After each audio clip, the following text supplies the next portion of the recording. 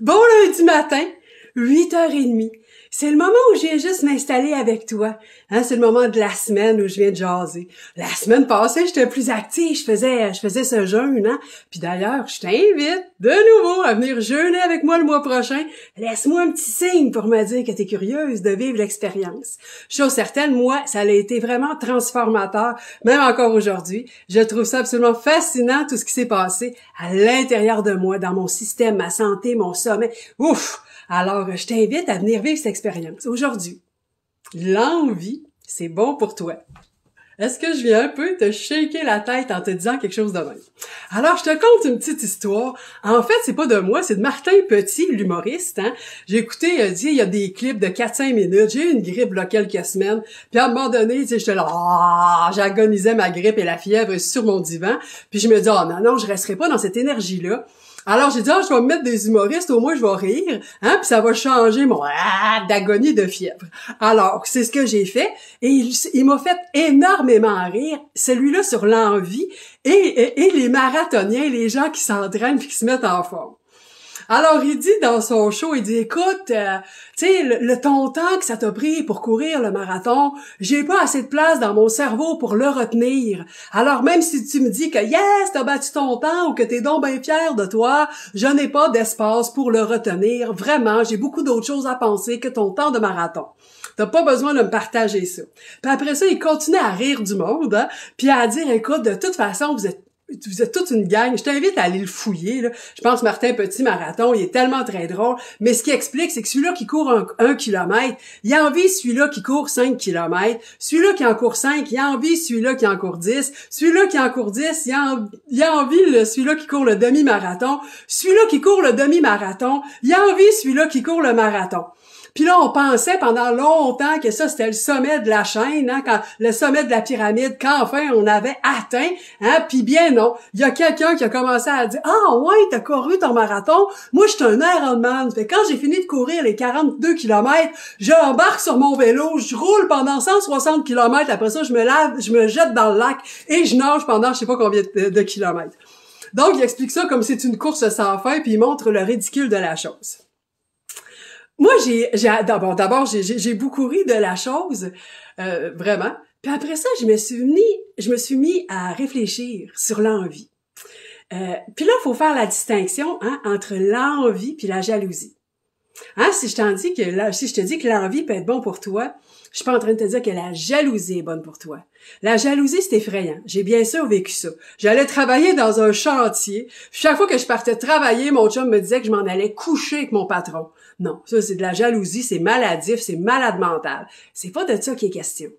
L'envie, c'est autre chose. D'ailleurs, observe comment on dit ça. Des fois, tu te dis, sais-tu, je vais aller prendre un bain. Ou tu vas dire, j'ai envie d'aller prendre un bain chaud. J'ai envie d'aller prendre une marche. Hey, j'ai envie d'aller dans le sud. As-tu vu qu'on utilise le mot envie? Puis on n'est pas du tout gêné de dire ça. Hey, t'as-tu envie de manger un spaghetti à soir?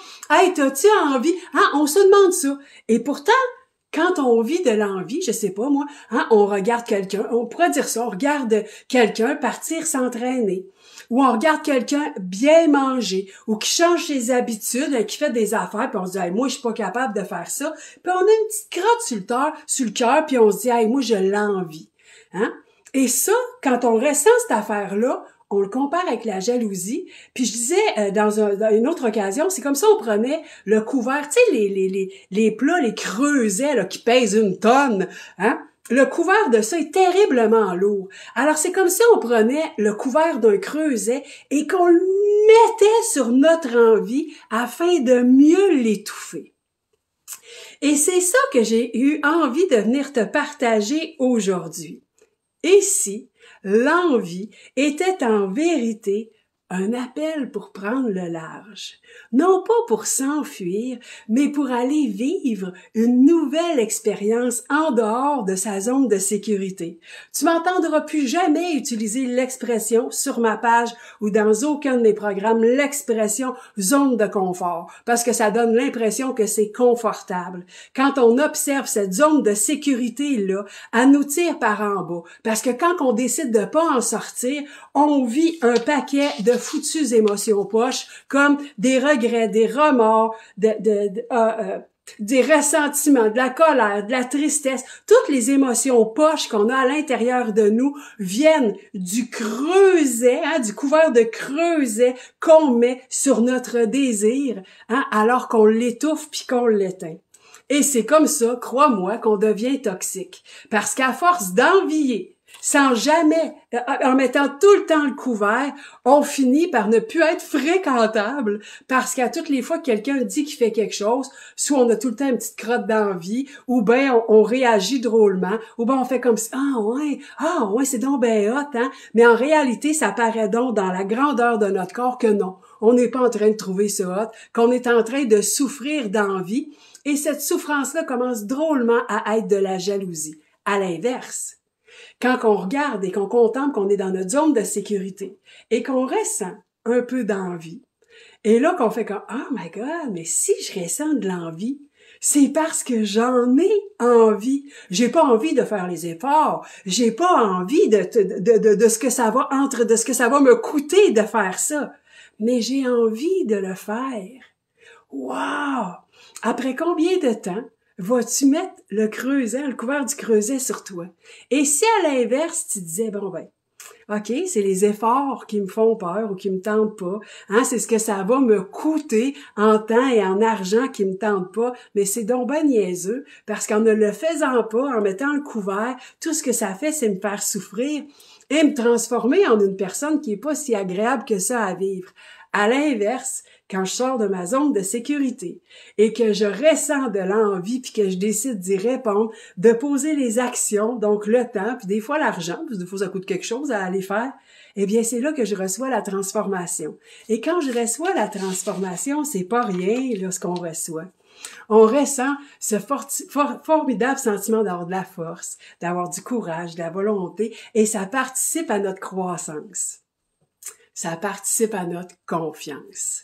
Alors, quand tu ressens de l'envie, je t'en prie, vois ça comme l'appel du large, comme si l'horizon t'invitait à sortir de ta zone de sécurité pour au contraire aller t'aventurer vers ce nouveau de toi, ce devenir de toi, ce que tu es déjà en puissance, c'est ça qu'on dit en philosophie, ce que tu es déjà en puissance, parce que pour que ça t'appelle au point de te faire ressentir de l'envie, c'est parce que tu es rendu là, mon ami, tu es rendu à le faire.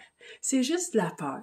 Fait que de la peur, comme ça va tout le temps être là, ça fait partie de notre mode par défaut, ben on est aussi bien de passer à l'action et quitter notre zone de sécurité pour s'en aller dans cette zone d'aventure qui nous fait donc du bien quand on ose aller la vivre. Le tyran, le juge, le vilain. Je fais une conférence là-dessus le 16 mars. Ça fait partie d'un sommet de 4 jours qui s'appelle les étincelles divines. Alors, si tu as envie, ça peut être gratuit. Je vais mettre le lien en dessous de la vidéo. Alors, gratuit, tu as accès pour 24 heures. Puis si tu décides d'acheter le passeport VIP, ben, tu vas avoir 1 an. En plus, tu vas avoir plein de bonus donnés par chacune des personnes du sommet. Je laisse faire les autres, je te rappelle, je vais juste te parler de moi. Moi, je te prépare un 90 minutes sur le tyran, le juge et la voix, parce que c'est tout le temps ici qu'on se disqualifie. C'est ici qu'on se dit que c'est pas pour soi, ça, même quand on ressent l'envie. Alors, viens assister à ma conférence. De nouveau, ça peut être gratuit. Viens assister à ma conférence. Viens faire l'exercice que je vais te proposer. Ose sortir de cette sécurité pour au contraire t'en aller vers le large et l'aventure de ta vie. Parce que c'est formidable ce qui t'attend de l'autre côté de cet appel. Alors, c'était mon message pour aujourd'hui. J'avais vraiment envie que tu acceptes de relever le défi d'être toi pleinement, en osant petit à petit répondre à l'appel du large. Je te souhaite une très belle journée. On va se reparler la semaine prochaine au 12h05. Cette semaine, j'ai Myriane qui s'en vient nous parler en rebondir de la dépression. Ça va être intéressant. Le mois passé, c'était déjà le fun qu'on avait, il fallait nettoyer notre environnement pour pouvoir s'élever davantage dans notre guérison intérieure. Alors cette semaine, je t'en dis pas plus, 12h05 sur ma page jeudi. Aussi, comme je te disais, je vais te mettre le lien pour t'inscrire aux étincelles divines et venir vivre le sommet. Et je conclus de nouveau en t'invitant à me laisser un signe, me faire un pouce, venir me parler en privé pour me dire que ouais, t'as envie de venir jeûner avec moi le 24 avril. 5 jours ensemble. À manger un petit repas faible en glucides, hein, et après ça, à profiter de la puissance du jeûne pour nous guérir profondément, à la fois le corps et l'esprit. Voilà, passe une belle semaine. Merci de me fréquenter, mais merci d'être sur ma page. T'es un être de lumière, t'es pure énergie. Oublie jamais l'essentiel de ce que tu es et d'agir en conséquence parce que t'as raison de prendre soin de toi à un plus haut niveau. Voilà, passe une belle semaine. Laisse-moi des pouces pour jeûner. Je te mets le lien, hein, pour t'inscrire pour le tyran, la voix et le vilain, hein, le 16 mars. Et enfin, en dernier, jeudi, avec Myriam, rebondir de la dépression. Il n'y a aucune raison d'être malade. Aucune. Voilà. Passe une belle semaine. Prends précieusement soin de toi.